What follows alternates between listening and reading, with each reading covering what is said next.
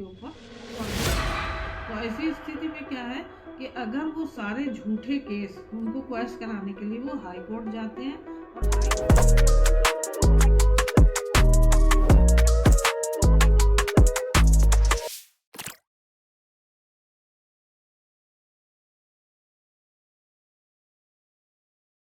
राधे राधे मित्रों, 498A यानी cruelty का जो केस महिलाएं दर्ज करा देती हैं, अक्सर झूठ मूठ की शिकायतें लिख के और FIR दर्ज कराती हैं, तो उस FIR को जब करा देती हैं तो उसको क्वैश कराने के लिए लोग जाते हैं हाई कोर्ट। और हाई कोर्ट में अधिकतर उनको रिलीफ नहीं मिलती है। मान लीजिए कि आपको रिलीफ नहीं मिलती है तो एक बार आप कोशिश कीजिए, आप सुप्रीम कोर्ट में ज़रूर जाइए।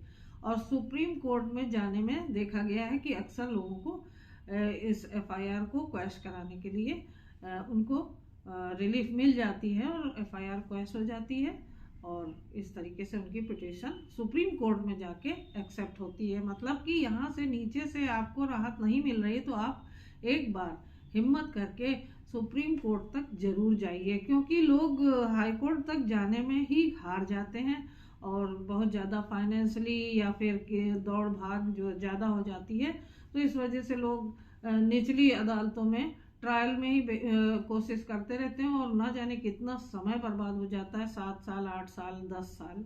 तो इस तरीके से अगर आप एक बार सुप्रीम कोर्ट की शरण में जाते हैं तो ये निश्चित तौर पर आपको आपकी FIR क्वैश करके उस सारे मामले से छुटकारा मिल सकता है। तो रिसेंटली अभी 10 दिसंबर 2024 को Dara Lakshmi Narayan and others versus state of Telangana का एक ऐसा मामला जो कि सुप्रीम कोर्ट में ये 498A की FIR को क्वैश कराने के लिए पहुंचा। पहले वो हाई कोर्ट गए, वहाँ से उनको रिलीफ नहीं मिली, उनकी अपील जो है वो डिसमिस हो गई। तो वो फिर उन्होंने हिम्मत की और सुप्रीम कोर्ट गए 498A की जो FIR थी उसको क्वैश कराने के लिए।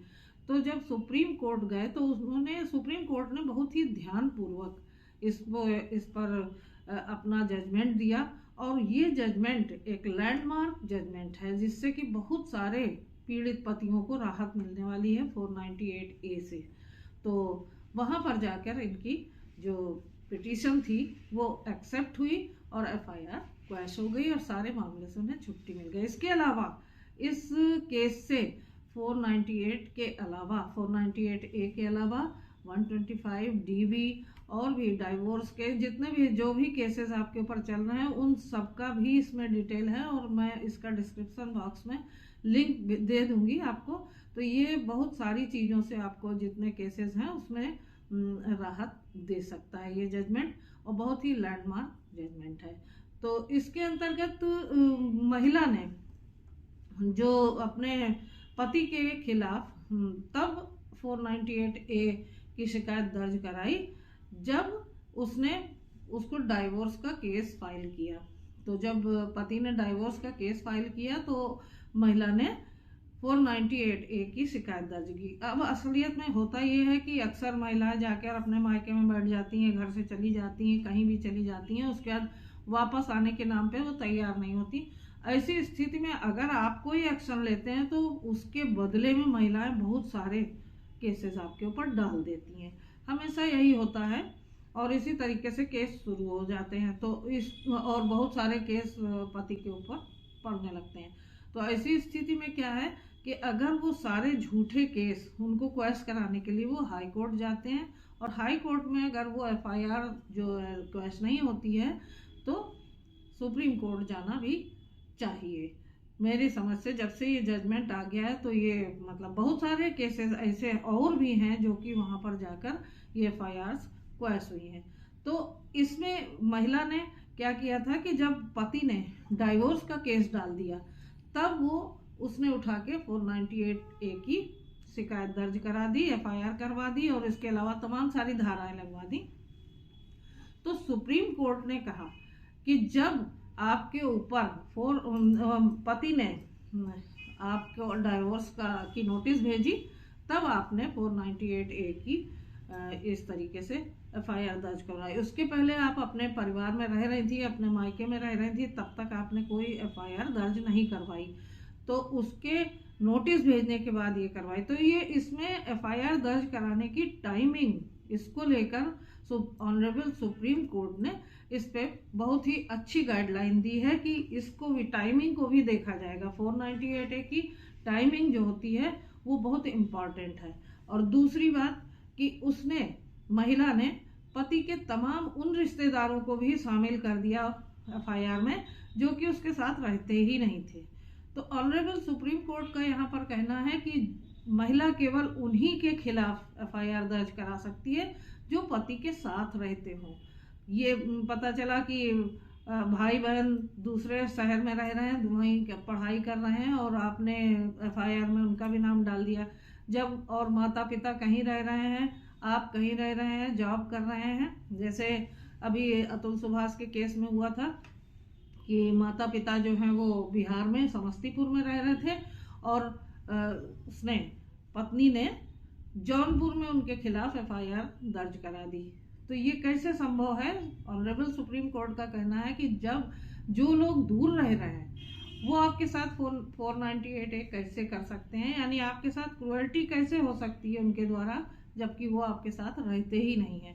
तो दूसरा ये बहुत बड़ा पॉइंट है कि जिसमें पहला टाइमिंग का, और दूसरा फिर रिश्तेदार जो कि दूर रहते हैं उनके खिलाफ FIR नहीं हो सकती। ये दूसरा बहुत अच्छा। और तीसरी बात कि आपकी जो FIR है उसका कंटेंट क्या है। अगर आपने झूठ मूठ एलिगेशंस क्रुएल्टी के नाम पे लगाए हैं, क्रुएल्टी क्या है? सबसे पहले तो ये जान लें हम लोग, क्रुएल्टी वो है कि जब आपको शारीरिक मानसिक आघात पहुंचाया जाए, मतलब क्षति हो आपकी, और आपको या तो आत्महत्या के लिए मजबूर किया जाए, इस तरीके का प्रेशर बनाया जाए, तो ये ऐसी चीज़ों को क्रुएल्टी के अंतर्गत लाया गया है। लेकिन यहाँ पर इस केस में महिला ने कि मुझे पति के साथ बैठने नहीं देते, घूमने नहीं जाने देते, और इस तरीके के, मतलब छोटी छोटी बातें हैं जिनका कोई बेस ही नहीं है, मतलब बेसलेस एलिगेशंस जो कि क्रुएल्टी के नाम पे 498A के तहत उन्होंने लिखवाई, वो यहाँ एंटरटेन नहीं किए जाएंगे। इस तरीके के केसेस नहीं चल सकते।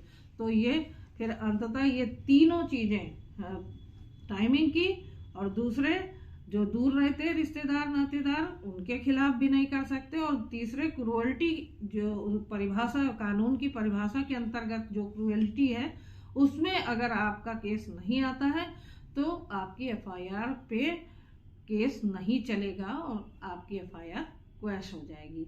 तो माननीय उच्च न्यायालय का ये जो आदेश है, ये बहुत सारे, इसमें बहुत सारे जितने भी 498A के केसेस चलते हैं उसमें से 50 to 60% ऐसे केसेस हैं जो सब इसी तरीके के एलिगेशंस लगाते हैं, केवल केस बनाने के लिए FIR इस तरीके से लिखवाते हैं।